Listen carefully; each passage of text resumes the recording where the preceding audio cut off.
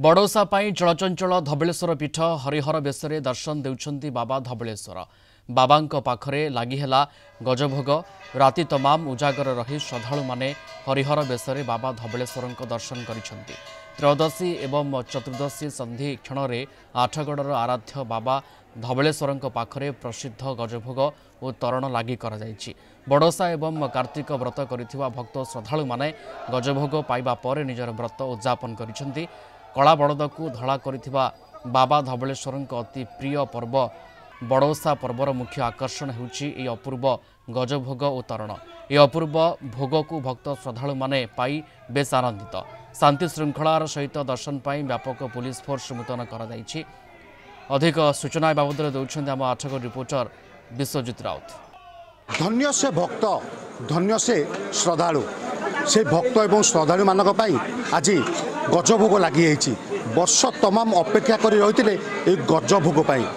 जो गजभोग आज भक्त एवं श्रद्धालु माने श्रद्धार सहित निज निज घर को नहीं जाउछंती। ए गजभोग रे कौन एमती महात्म्य रही जो राति तमाम अपेक्षा कर बसी रही ए भक्त एवं श्रद्धालु माने जहाँ गतकाली मध्यरात्रि एवं त्रयोदशी और चतुर्दशी संधिक्षण में बाबा धबलेश्वर पाखे लगी होता एवं सकाल सकाल वितरण कर सर्वसाधारण कथा आम सहित किसी भक्त अच्छा कि माँ मैंने अच्छा से सहित प्रथम कथा गजभोग नहीं जाऊँ कौन गजभोगर महत्व रही केत आसला केत समय अपेक्षा कर माँ कहे गजभोग पे आसिले एवं गजभोग नौ अपेक्षा करते कि आज्ञा धबलेश्वर तो बाबा प्रत्यक्ष मु तो 87 मसीह बाबा ओषा भी करुँची। बहुत अपेक्षार 4:30 राति आसिलुनी बाबा जो काली राति 12टा जाए फाइनाल होता आसबू कि नहीं तेणु बाबा इच्छा सबु वर्ष आसूँ आ दर्शन भी भलरे करुँची गजभोग की नहीं जाऊ आ नना तो आमर अच्छा ये कीर्ति नना सी समस्त सुचारू रूपे भल पूजा करी मो बाबा भल कि दर्शन है गजभोग नहीं गले बड़ ओषा उद्यापन हम जय बाबा धबलेश्वर ओम नमः शिवाय।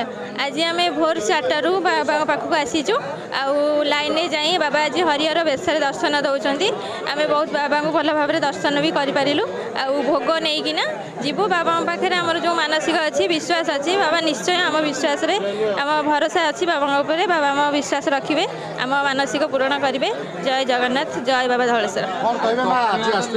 जय बाबा धबलेश्वर मुझे कही आम जो 4टा रात अपेक्षा करूँ आज दर्शन भल भल होगला बाबा समस्त आशीर्वाद एमती था कहीं दर्शन बिना कि नुह ये कार्तिक मसरे जी जहाँ भी डाकती ये सब पूर्ण हुए बिना ये दुनिया भी असंपूर्ण ये कहि जहाँ ठाकुर दर्शन है बहुत टाइम अपेक्षा करूँ। निश्चित भाव में भाग्यर थिले यही गजभोग को पाई था भक्त और श्रद्धालु मैंने जदि कहवा आज जेहेतु रही पंचक चतुर्थ दिवस रही चतुर्थ दिवस सहित आज गजभोग वितरण दिवस रही गतकाली महाप्रभु पाखे बड़ ओषा होता आज गजभोग वितरण करा कहवा बाबा धबलेश्वर आज हरिहर बेशरे भक्त और श्रद्धालु मानक दर्शन दौरान दर्शन देवा सहित लगी जो भोग बाबा पाखे लगी से भोग भक्त और श्रद्धालु मैंने श्रद्धा सह नहीं घर को प्रस्थान कर।